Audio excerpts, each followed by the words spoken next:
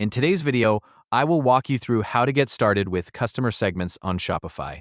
To begin, go to your Shopify admin dashboard and navigate to the Customers section. Once you are inside the Customers area, locate and select the Segments tab. This section contains all available customer segments associated with your store. After opening the Segments section, review the list of customer segments that appears on the screen. You may see segments that were created previously, as well as default segments provided by Shopify. From this list, choose the existing customer segment that you want to use as the starting point for your new segment. Click on the segment you want to work with. Once the segment opens, you will be taken to the query editor. This is where you can adjust the existing segment criteria. Inside the query editor, review the current query and make the changes needed for your new segment.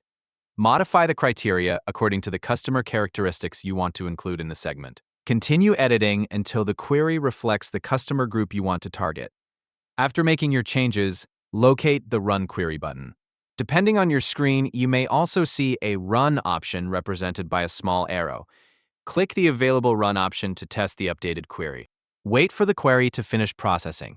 Once it completes, review the customer results displayed below the query editor. This list shows the customers who match the criteria you entered.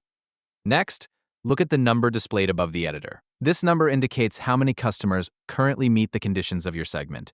Review this information to confirm that the segment is returning the expected results. Continue by reviewing the AI-generated segment description shown on the page. Read through the description carefully and make sure it accurately reflects the segment criteria you created. If needed, return to the query editor and adjust the criteria before running the query again. Once you are satisfied with the results and the segment description, decide how you want to save the segment. If you want to update the existing segment, click Save Segment.